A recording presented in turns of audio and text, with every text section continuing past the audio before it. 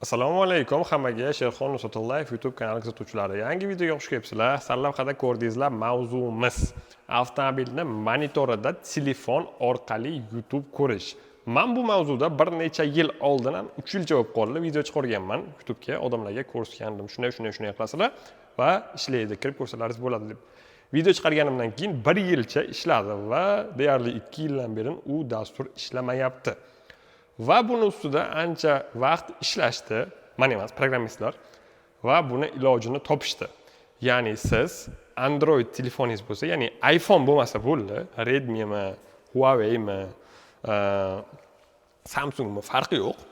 iPhone bo'lmasa bo'ldi, Android telefoningizga programma ustanovka qilasiz va o'sha programma orqali siz bemalol kabel orqali shuni telefon mashinaga ulab ko'rishingiz mumkin. Qanaqa mashinaga? Monitori bor zavodskiy любой mashinaga.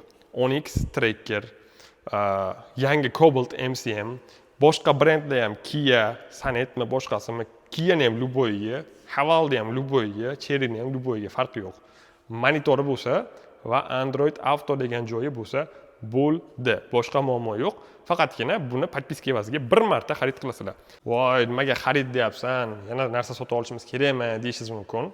Aytib o'tdim, buni ustida programmistlar ishlashgan, darabotka qilishgan, mehnat bor. Meniki emas, programmistlarniki 6 oy, 7 oylik mehnatlari bor va ular bu mehnatlarni 150 ming so'm deb baholashgan. Ekranda chiqaraman nickni. Siz o'shalarga murojaat qilib, men YouTube o'rnatmoqchiman, bo'ldi, olaman. To'lov qo'yasiz, sizga ular dasturni tashlab berishadi va o'rnatishni videosini ham tashlab berishadi.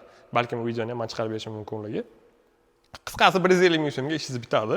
Kabelchani tiqib YouTube'ni ko'raverasiz. YouTube'dan tashqari televizor ham bor, ya'ni TV ham bor.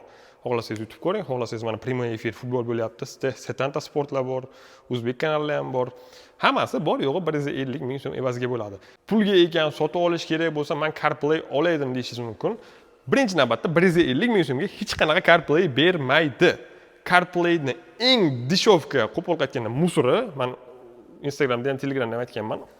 450 ming 500 ming turadi va uni olishni hech kimga tavsiya bermayman. Shunaqangi qotadi. Unga sim karta qo'yishlaringiz kerak. Sim karta uchun har oy pul to'lashlaringiz kerak yoki har safar mashinaga o'tirganda tochka dostupini yo'qib, telefonlaringizdan ulab unga internet ishlatishlaringiz kerak. Bunda unaqa bo'lmaydi. Kelasizlar, telefonlaringizga shunday kabel tiqasizlar, все, YouTube'ga kirib ko'raverasizlar. Megabayt o'sha telefonlaringizning megabaytidan ketaveradi. Yaxshiroq ishlaydigan CarPlaylar esa, yaxshiroq deyapman, zo'r demayapman. Yaxshiroq ishlaydigan CarPlay esa 100-110 dollar atrofiga turadi. Ya'ni men tavsiya berayotgan 150 ming so'mlik podpiskadan 10 baravar qimmat. U ham lekin kimgadir yoqishi mumkin, menga uni ishlashi yoqmaydi. Qotadi. 100 dollarga olgan narsangiz qotsa, u alam qiladi. 100 dollarga baribir unaqa yaxshi sifatli narsa bermaydi deb o'ylayman. Telefonlar miqyosida ham ko'rsalaringiz bo'ladi. Qimmatroq telefonlar yaxshi ishlaydi, arzon telefonlar hech qancha payt bormaydi, pishadi. CarPlay ham xuddi shunday. 100 dollarlik CarPlayni birinchi navbatda yonishini o'zini kutib o'tirasizlar. O'sha 1 minut, 2 minut vaqtlaringiz minus. Wi-Fi bo'laysizlar, boshqa narsalar qilasizlar. Bu dasturda unaqa bo'lmaydi. Bemalol o'zingizlar kirib, kabelcha bilan ishlaringizni hal qilaverasizlar. 150 ming so'm oddiy aytganda ikkita odamni shunday o'tirib qilgan abed pulisi. Menimcha arziydi deb o'ylayman. Aytib o'tdim, profil qoldiraman. Undan tashqari описаниеda ham kommentariyada ham profillarni qoldiraman, bemalol aloqaga chiqishlaringiz mumkin Telegram orqali. Raqamlarni qoldirmasam kerak, yana bilmadim, 50-50. Sababi raqam qoldirsak yonib ketib qoladi. Odamlar yarim kechadan telefon qiladi, soat 2-3 bo'ladimi yoki to'xtovsiz telefon bo'lib qoladi. Shu uchun Telegram ijtimoiy tarmog'i tinch. Yozasiz, olmoqchiman podpiskasini, YouTube ko'rikonni. Davay, menga etaplarni tushuntiring, nima qilay? Karta berishadi yoki nima qilishadi, to'lovlarni qilasizlar. Keyin sizlarga o'sha dasturni silkasi tashlab beriladi, kirib ustanovka qilib olasizlar. Xo'p, unda men sizlarga proverka sifatida ko'rsataman. Onyx avtomobilida aytib o'tdim, monitori bo'lsa bo'ldi, mashinalarida ko'raverasizlar. Qaysi mashina bo'lishini aloqasi yo'q. Teparakga tushirib qo'yaylik. Monitorlaringizda Android Auto bo'lishi kerak.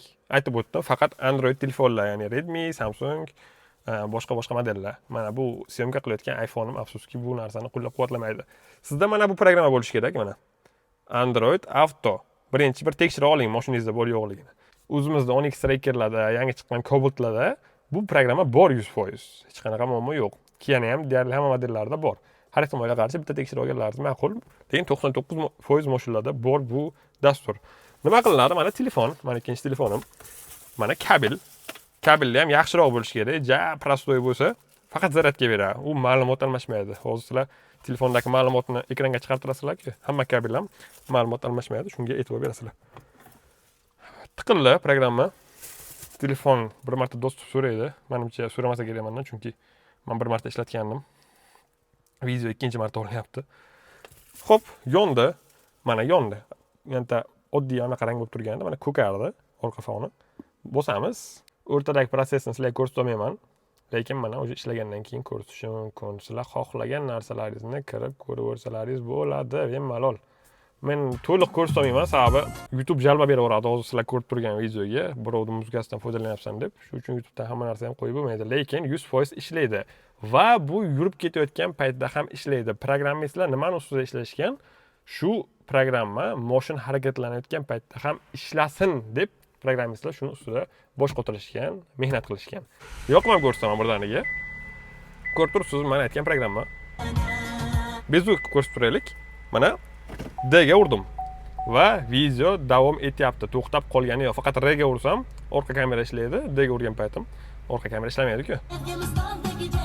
Ko'rib turibsiz, ishlayapti mana. D da turibdi. Ya'ni yursam ham hozir bo'ladi. Endi oldinda narsalar bor. Hozir yurib ham sizlarga ko'rsataman. Ishlayapti. Boshqa programmalar bor. Sizlar o'zlaringiz bepulga o'rnatishlaringiz mumkin. Faqat to'xtab turgan paytlaringiz ko'rsatadi. Mana o'sha boshqa programmalardan biri. Buni ichi sal chiroyliroq-u, ya'ni foydalanish biroz qulayroq-u, lekin men YouTube ko'ryapman. Men tepadan YouTube deb chiqardi, ko'rgan bo'lsangiz. Lekin faqat parkingda turgan paytda, to'xtab turgan payt bu programmani ko'rib nima kerak? To'xtab turgan payt telefonlarni ko'raveramiz. Asosiysi yurib ketayotgan payt shu orqadagilar, yonda o'tirganlar maza qilib video ko'rib ketsin degan maqsad bor. D ga shunday uramiz. Men D ga urdim. Qo'lim, ikkinchi qo'lim telefonda. Mana уже chiqaraverdi. Недоступно по времени вождения deyapti. Ya'ni yurayotgan paytingda bu programma ishlamayapti deyapti. Mana programma edi. Mana o'sha ko'rsatibdi. Ko'rdingizlarmi? Men D ga uraman, o'tavera. Mana chiqarib olyapti. Men xarob bo'lib qoldi programma, kirmaydi ustini bosdim. Mana aytayapti, kirmaydi deb. Programmistlar aytib o'tdim, shuni ustida ishlashgan. Sizlar shu uchun bor yo'g'i 150 ming so'm to'lov qilasizlar, aytib o'tdim. YouTube ham ko'rasizlar, televizor ham ko'rasizlar. Ikkalasini ham ko'rishni, videosini tashlab beradi, o'rgatadi ular to'lovni amalga oshirganlaringizdan keyin. Xo'p, mana Cobalt avtomobili. Konsert dasturini qo'yib qo'ydim. Ko'rishingiz mumkin. Cobaltda ham ishlaydi. Monitorli versiyasi Midnight bo'ladimi, Style bo'ladimi, monitor bo'lsa bo'ldi. Bittagina telefon va kabel. Bemalol uzoq yo'llarda, konsertlarda bir nimalarni ko'rib ketsalaringiz bo'ladi. Tashqari biroz mana bu yo'q, quyosh tushyapti, shuning uchun biroz yarqisi pastroq ko'rinyapti. Tak, real ko'z bilan ancha yaxshi.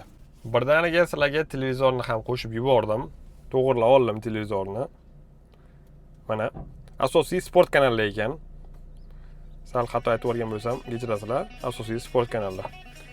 Hamma sport kanali bor. Setanta, Match TV,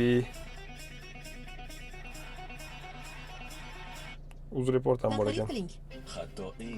Sport ham bor ekan. Yana ichini ko'raverasizlar, qaysilar bor yo'qligini. Mamlakatda qilish kerak. Ipoteka bank OTB Group'dan mikraqarz.